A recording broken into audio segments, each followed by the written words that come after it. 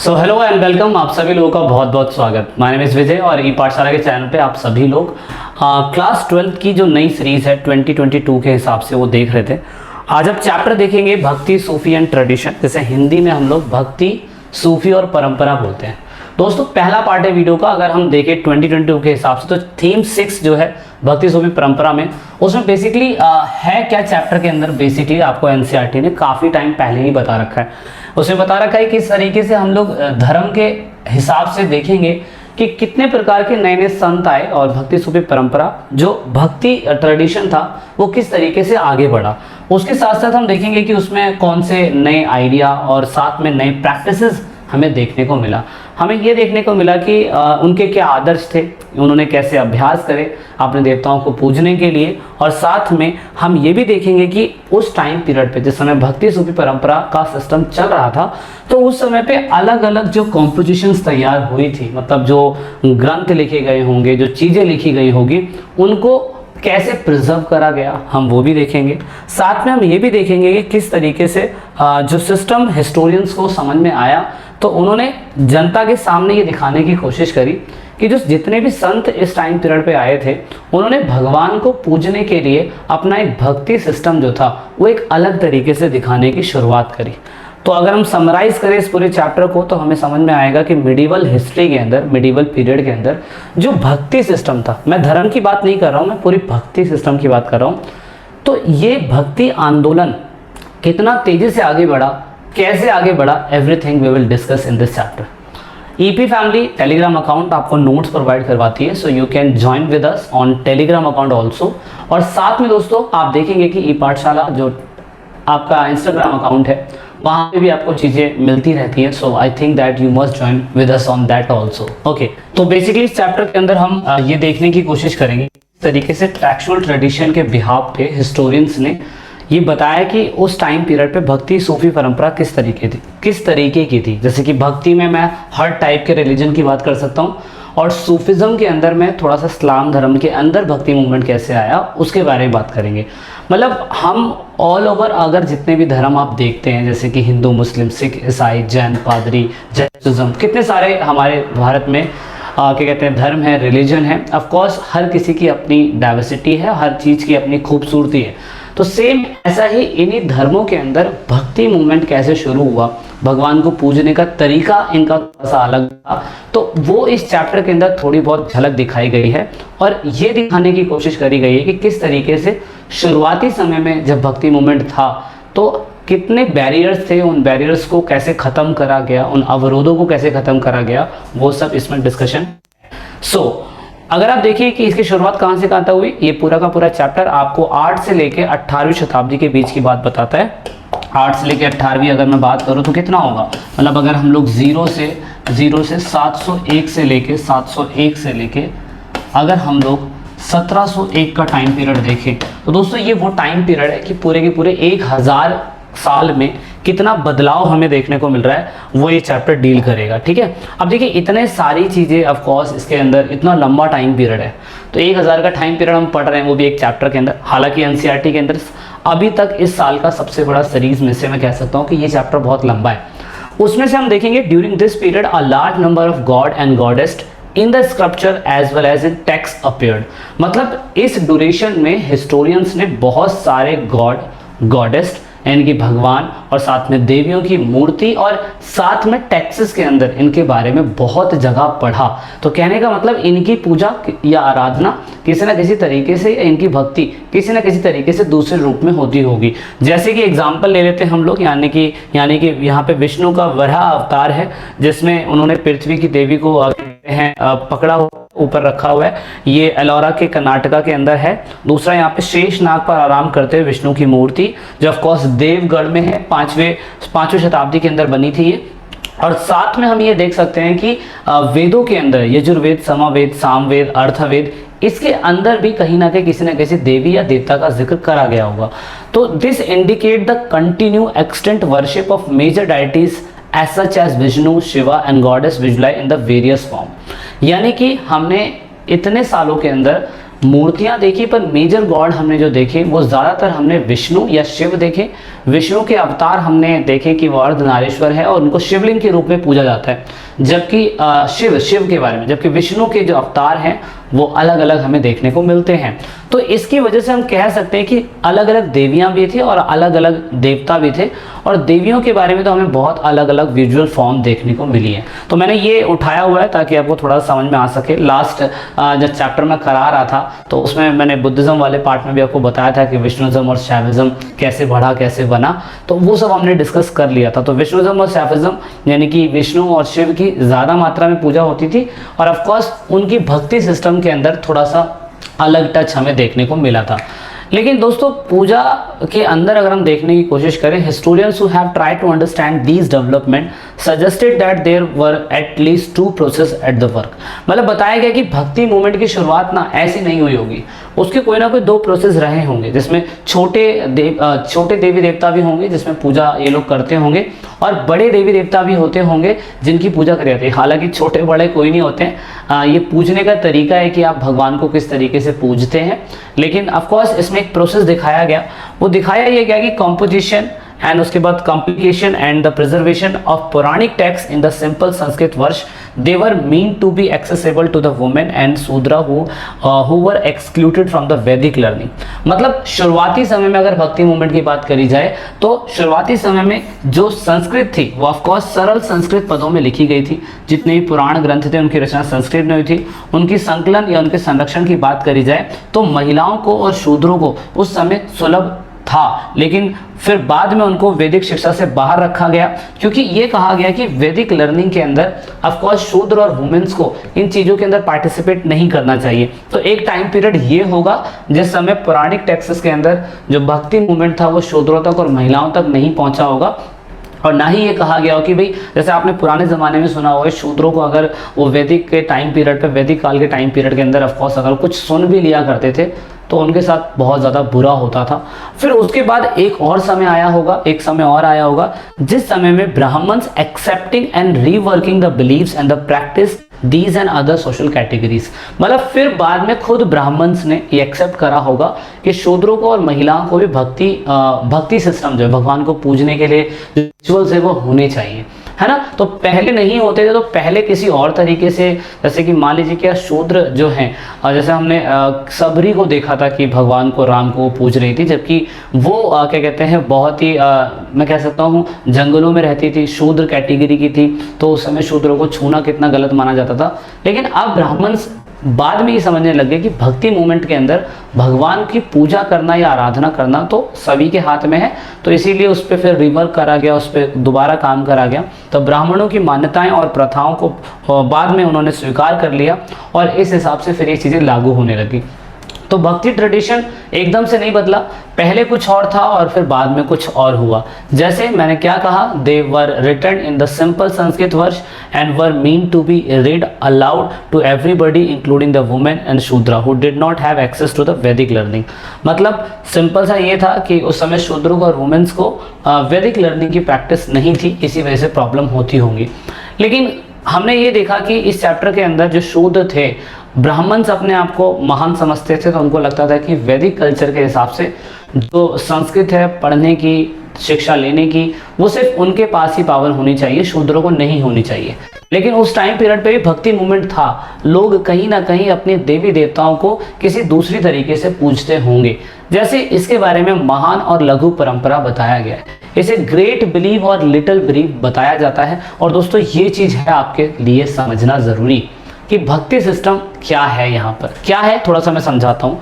यहाँ पे रेडफील्ड करके व्यक्ति हैं, याद रखिएगा इनका नाम यहाँ पे रॉबर्ट रेडफील्ड। उन्होंने बताया कि जिस समय भक्ति मूवमेंट रहा होगा, अर्ली फ्रेज जिस समय रहा होगा, तो उस समय अगर ब्राह्मण महिलाओं को और शूद्रों को वैदिक ट्रेडिशन में चीज़ें सीखने से मना कर रहे हैं, तो उस समय भी भगवान को भक्ति करने का सिस्टम रहा होगा, लेकिन उसे लिटिल ट्रेडिशन के नाम से जाना गया। और फिर बाद में लिटिल ट्रेडिशन का मतलब होता है कि भगवान को पूज तो रहे हैं लेकिन ये लोग अपने तरीके से पूज रहे हैं। तो यहाँ पे महान और लघु जैसे शब्द 20वीं शताब्दी में समाजशास्त्री रॉबर्ट रेडफील्ड द्वारा एक कृषक समाज के संस्कृत आचरण का वर्णन करने के लिए मुद्रित किया गया है। इस समाजशास्त्री ने देखा कि किसान उन कर्म कांडों और पद्धतियों का अनुकरण करते थे जिनका समाज के रूप में प्रभावशाली वर्ग जैसे पुरोहित और राजा द्वारा पालन किया जाता था। इन कर्म कांडों को रेडफील्ड ने महान परंपरा की संज्ञा दी।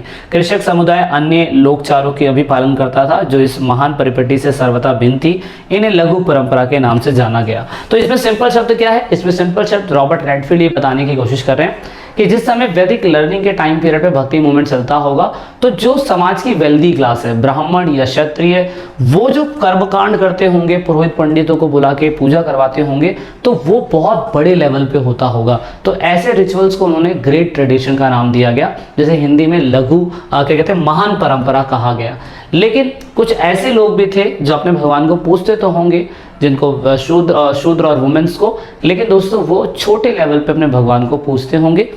तो कहने का मतलब जब आप बहुत लेवल बड़े पे पूजा पाठ करा रहे हैं, भगवान की पूजा कर रहे हैं बहुत बड़ी लेवल पे, तो ऑफ कोर्स वो मैं उसे मानता हूँ कि वो ग्रेट ट्रेडिशन होगा, महान क्या कहते हैं परंपरा होगी। और जब छोटे लेवल पे लोग क्या कहते हैं पूजा कर रहे होंगे, छोटे लेवल पे अपने घर में दिया जला के पूज रहे होंगे, तो वो कहीं ना कहीं रॉबर्ट रेडफील्ड लघु यानी कि लिटिल ट्रेडिशन की बात कर रहे हैं।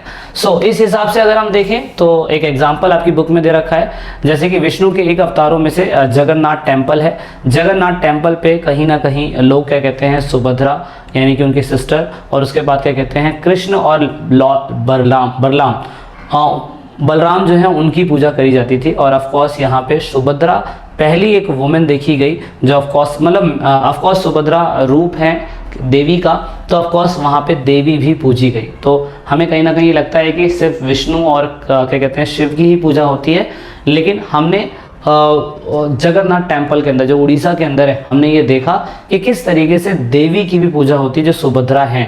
तो जगन्नाथ टेम्पल जो है ऑफ कोर्स कृष्ण जी के टेम्पल के नाम से जाना जाता है, और कृष्ण जो है विष्णु के अवतारों में से आते हैं, ये ज़रूर याद रखिएगा। और यहाँ पे आई थिंक विष्णु के अवतार में यहाँ पे, और उसके बाद सुभद्रा उनकी सिस्टर और उसके बाद बलराम जो है उनके भाई वहाँ पे पूजे जाते हैं, तो ये ज़रूर याद रखिएगा। सुभद्रा जो है उन्होंने अर्जुन से शादी करी थी, उनका ब्रेव बॉय अभिमन्यु जो था वो पैदा हुआ था। तो ये थोड़ी सी एक्स्ट्रा नॉलेज के लिए जो आपको समझना है। देवी की उपासना अधिकतर सिंदूर से पोते गए पत्थरों के रूप में की जाती थी, क्योंकि हमने देखा था कि देवी को सिंदूर चढ़ाना अच्छा होता था। और सेम ऐसे चीज़ें हमने ये भी देखने की कोशिश करी थी कि किस तरीके से महाबलीपुरम के अंदर दुर्गा की इमेज दिखाई गई है, तो इससे समझ में आता है कि लोग देवी की पूजा भी कर रहे थे। तो ट्रेडिशन बदला, भक्ति मूवमेंट जो चल रहा था, भक्ति मूवमेंट में जहाँ पे स्पेशली शिव की और विष्णु की पूजा हो रही है भक्ति के रूप में, तो वहाँ देवियों की पूजा होने लग गई और लोग उनको सिंदूर चढ़ाने लग गए, तो ये एक ट्रेडिशन बनना चालू हो गया।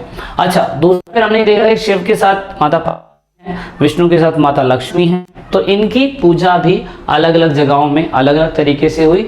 इनका भक्ति मूवमेंट भी हमने अलग अलग जगहों में अलग अलग तरीके से देखा। विजयनगर एम्पायर में अगर आप देखेंगे तो पार्वती को पंपा देवी के रूप में जाना जाता है, और लक्ष्मी तो आपको पता है कि लक्ष्मी है, तो उनके भी कई क्या कहते हैं रूप हैं जो हम देखते हैं।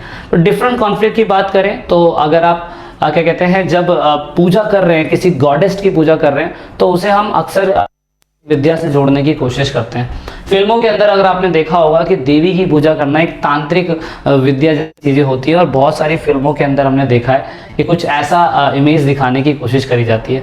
तो डिफरेंट एंड कॉन्फ्लिक्ट ये है कि देवी को खुश करना अपने भक्तों का काम होता है, और कहीं ना कहीं यही सेम चीज़ हमने दूसरी कंट्री के अंदर भी देखने की कोशिश करी कि क्रिश्चियनिटी के अंदर मैडम मरियम हैं, उनकी पूजा लोग करते हैं, उनको लोग खुश करने की कोशिश करते हैं। हिंदुज़म के अंदर देवियां हैं, और इवन ऐसे मोमडन के अंदर नहीं मैंने देखने को मिला मुझे, ना ही मुझे बुद्धिज़्म में देखने को मिला, ना ही मुझे जैनिज़्म में देखने को मिला।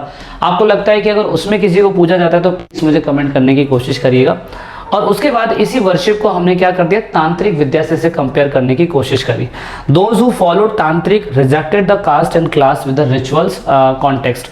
ये जरूर याद रखना कि वैदिक ट्रेडिशन के अंदर शूद्रों को और वुमेन्स को मना किया गया था कि आप क्या कहते हैं पूजा पाठ या संस्कृत सीख नहीं सकते, पूजा पाठ नहीं कर सकते, तो आप फिर अपने देवियों की पूजा नहीं कर सकते। लेकिन तांत्रिक विद्या के अंदर ये समझाने की कोशिश करी गई थी कि ये लोग पूरी तरीके से जाति और किसी वर्ग के खिलाफ थे, कि कोई भी जाति का बंदा तांत्रिक विद्या कर सकता है, कोई भी क्लास का बंदा, चाहे वो शूद्र हो, चाहे वो वैश्य हो, चाहे वो ब्राह्मण हो, चाहे वो क्षत्रिय हो, वो भी पूजा कर सकता है। तो इसमें इन्होंने कहा कि कोई भी इस चीज़ के अंदर आना चाहता है, देवी की पूजा करना चाहता है, तो कोई भी कर सकता है। समय के साथ साथ चीज़ें फॉर्म हुई है, ये ज़रूर याद रखिएगा।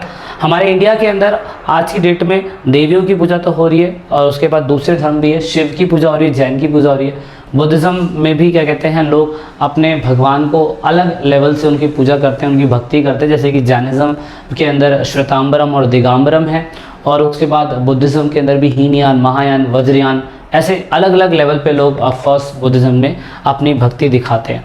ऑल दीज पीपल, जो भी ये लोग हैं, सारे लोग ये बोलते हैं कि वैदिक कल्चर जो था, ignore the authority of Vedas. इन्होंने कहा वैदिक कल्चर रिगार्डिंग जिस समय डिस्क्रिमिनेशन हो रहा है कि शूद्र ये है, वैश्य ये है, क्षत्रिय ये है, ब्राह्मण ये हैं, तो वो इस चीज़ को मना करते हैं। वो कहते हैं कि पूजा करने के लिए, भक्ति मूवमेंट करने के लिए आपको ज़रूरी नहीं है कि आप शूद्र तो पूजा नहीं कर सकते। तो ये पूरी तरीके से इसका इग्नोरेंस करते हैं। Difference between the various cult and the tradition in हिंदुज़्म, तो ऑफकोर्स वैदिक कल्चर के अंदर हम देखते हैं कि वैदिक ट्रेडिशन के अंदर कुछ और है और तांत्रिक ट्रेडिशन के अंदर कुछ और है। तो ये अपवाद ऑफकोर्स भगवान को पूजने का, भक्ति करने का सिस्टम बिल्कुल अलग है, दोनों का बिल्कुल अलग है। अगर आप देखें तो वैदिक कल्चर कहता है कि शूद्र और वुमेन्स नहीं सपोर्ट करती हैं ऑफकोर्स भक्ति में, जबकि तांत्रिक कल्चर कहता है, तांत्रिक सिस्टम कहता है कि देवी की पूजा करना कोई दिक्कत वाली बात नहीं है, और इसमें किसी भी वर्ग का और कोई भी जाति का व्यक्ति आ सकता है। दूसरा, वैदिक और पौराणिक को अगर हम देखें तो वैदिक कल्चर के अंदर हमारे जो भगवान थे वो इंद्र थे, सोम थे, अग्नि थे, सूर्य थे। लेकिन पौराणिक कल्चर के अंदर अगर हम देखें तो हमारे देवता यानी कि बदल गए, जिसमें हमने क्या कहते हैं, विष्णु, शिव और उनके अवतारों की पूजा करना चालू करा पौराणिक कल्चर के अंदर। ये दोनों डिफरेंशिएशन एनसीईआरटी के अंदर नहीं लिखा हुआ है, और ना ही उस तरीके से उसे एक्सप्लेन करा गया है। बच्चा एक एक लाइन को 10 बार पढ़ लेता है, लेकिन पढ़ते समय वो समझ ही नहीं पाता है कि वो क्या बोलना चाह रही है एनसीईआरटी। तो पौराणिक और वैदिक कल्चर के अंदर अगर आप देखें तो ये डिफरेंशिएशन आपको ज़रूर समझना होगा। वैदिक ट्रेडिशन पूरी तरीके से मना करता है, निंदा करता है शूद्रों के बारे में और वुमेन्स के बारे में। वो ये कहता है कि क्षत्रिय, ब्राह्मण, वैश्य यही प्रैक्टिस करेंगे, यही सैक्रिफाइसेस करेंगे, यही पूजा करेंगे, ऐसा कुछ मेंस करेंगे। जबकि पौराणिक ट्रेडिशन कहता है कि ऐसा कुछ नहीं है। पौराणिक ट्रेडिशन के अंदर आप चैंटिंग कर सकते हैं, भगवान की पूजा कर सकते हैं, उनकी आराधना कर सकते हैं। तो विष्णु और शिव जो है वो इसी के पार्ट में आते हैं, और अलवार और नैनार्स जो है पौराणिक कल्चर के ही पार्ट बने, और इनके बारे में ही हम आगे जाके स्टडी करेंगे। तो ये ज़रूर याद रखिएगा। अब मेन आता है कि भक्ति कितने प्रकार की होती है। भक्ति 2 प्रकार की होती है, एक तो सहगुण और एक तो निर्गुण। सहगुण भक्ति वो होती है दोस्तों जो ऑफकोर्स जिसमें हम लोग मूर्ति की पूजा करते हैं, जिसमें हमें मूर्ति दिखाई देती है, जिसमें हमें उनके अवतार दिखाई देते हैं, इनकार्नेशन बोलते हैं इन्हें, सहगुण भक्ति। विष्णु और शिव को हम मूर्ति के रूप में पूजते हैं, शिवलिंग के रूप में पूजते हैं, हम उनका पोर्ट्रेट बना के पूज लेते हैं। जबकि निर्गुण भक्ति जो होती है, मतलब सहगुण भक्ति में तांत्रिक विद्या भी आ सकती है, क्योंकि हम मूर्ति तो माता की भी तो पूजते हैं ना। और ऐसे वैदिक भी हम लोग देखते हैं कि नहीं, यहाँ पे वैदिक नहीं होना चाहिए था, यहाँ पे पौराणिक कल्चर होना चाहिए था। मैंने वैदिक के अंदर तो हम इंद्र दिखाई दे रहे हैं ना, सोम बिजली के देवता वो दिखाई दे रहे हैं, तो उनकी भी पूजा हम लोग कर रहे हैं पुराने समय में। लेकिन पौराणिक कल्चर के अंदर हम लोग शिव, विष्णु, उनके अवतारों की पूजा कर रहे हैं, उनकी पूजा कर रहे हैं। तो यहाँ पे मुझे यहाँ पे पौराणिक ट्रेडिशन लगाना चाहिए था, माफ़ी चाहूँगा। लेकिन आपको समझना ज़रूरी है कि मूर्ति के रूप में जो पूजा हो रही है वो सहगुण है, लेकिन जो मूर्ति के रूप में पूजा नहीं हो रही है, ऐसा जो हमें दिखाई नहीं देता परमेश्वर या भगवान, तो ऑफकोर्स उसे निर्गुण भक्ति कहते हैं। जैसे क्रिश्चियनिटी के अंदर ऑफकोर्स कुछ लिखी हुई चीज़ों की ये लोग पूजा करते हैं। और काफ़ी समय पहले जब बुद्धिज़्म था, तो बुद्धिज़्म के अंदर जब बुद्ध खुद थे तो पूजा करने में विश्वास रखते थे या नहीं रखते थे, उन्होंने खुद बताया भगवान का होना ना होना उनके लिए अप्रासंगिक है, इनरेलेवेंस है। तो दूसरा, जैन के अंदर मूर्ति में पूजा होती है। हाँ, तांत्रिक विद्या के अंदर जब हम पूजा पाठ करते हैं वैदिक ट्रेडिशन में, तो उस समय हम मूर्ति नहीं रखते थे। तो ये थोड़ा डिफ्रेंसिएशन है। सो बेसिकली हमने इस पार्ट के अंदर पढ़ा पौराणिक, वैदिक, तांत्रिक और इनके बीच का डिफरेंट, और किस तरीके से पहले भक्ति सिस्टम क्या था और बाद में भक्ति सिस्टम क्या हो गया। चैप्टर सर दर्द करेगा, लेकिन वीडियो को बार बार देखेंगे तो आपको काफ़ी हद तक चीज़ें समझ में आएगी। चीज़ें नोट डाउन कर लीजिएगा।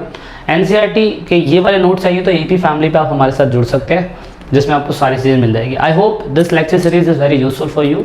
मिलते हैं नेक्स्ट पार्ट में जल्दी। जब तक के लिए जय हिंद, जय भारत, वंदे मातरम।